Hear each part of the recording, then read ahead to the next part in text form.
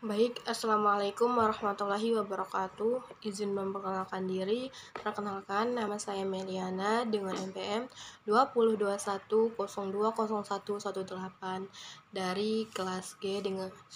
Di sini saya akan mempresentasikan makalah saya yang berjudul Sejarah Peradaban Islam Dinasti Umayyah.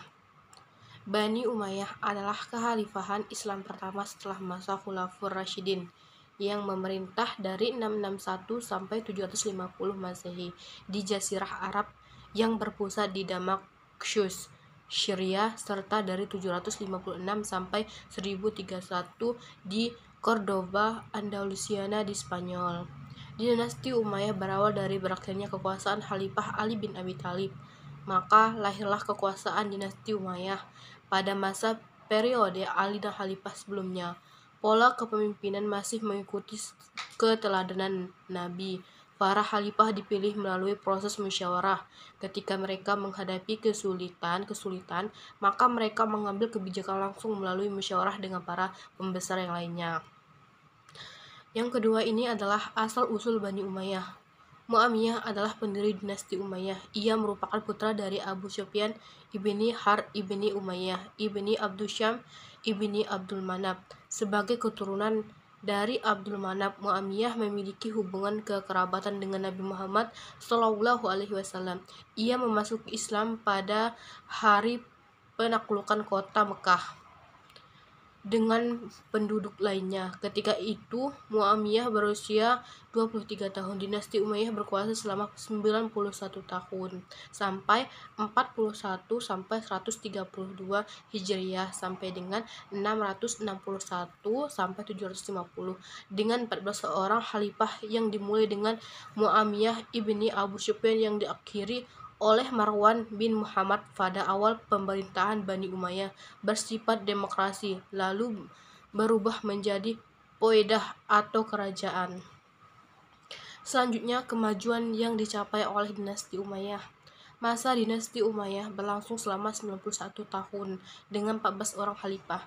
Berbagai kemajuan telah diperoleh pada masa dinasti ini. Dalam bidang administrasi misalnya, telah terbentuk berbagai lembaga administrasi pemerintahan yang mendukung tampuk kepemimpinan dinasti Umayyah. Banyak kebijaksanaan yang dilakukan pada masa ini antara lain. Pertama itu adalah pemisahan kekuasaan, yang kedua pembagian wilayah, yang ketiga bidang administrasi pemerintahan, yang keempat organisasi keuangan, dan yang kelima adalah organisasi ketentraman. Yang keenam, bidang sosial dan budaya, bidang seni dan sastra. Di samping melakukan ekspansi teritorial, pemerintah dinasti Umayyah juga menaruh perhatian dalam bidang pendidikan. Yang pertama itu adalah ilmu agama seperti Al-Quran, hadis, fikih, dan lain-lainnya. Ada juga ilmu sejarah dan geografi, dan ilmu pengetahuan di bidang bahasa, yaitu segala ilmu yang mempelajari bahasa, nahwu, syarab, dan lain-lain. Bidang filsafat, yaitu segala ilmu yang pada umumnya berasal dari bahasa asing, seperti ilmu mantik, kimia, astronomi, ilmu hitungan, dan ilmu yang berhubungan dengan itu, serta ilmu kedokteran. Selanjutnya, adapun perkembangan peradaban Islam pada masa dinasti Umayyah. Peninggalan peradaban Islam pada masa dinasti Umayyah ada yang berbentuk fisik, bangunan-bangunan sarana umum, dan sebagainya, dan non-fisik, intelektual, ilmu pengetahuan. Di bawah ini akan dijabarkan beberapa peninggalan. Yang pertama itu ada perkembangan bangunan berupa fisik. Pada aspek pembangunan fisik, banyak dibangun jalan-jalan dan pasar. Bidang pertanian juga dibangun. Irigasi baru diperkenalkan kepada masyarakat Andalusia yang tidak mengenal sebelumnya. Dan ke kanal-kanal dan saluran sekunder, saluran tersier, dan jembatan-jembatan air yang didirikan beberapa kota dibangun. Di antaranya itu ada Cordova, yang kedua itu Granada.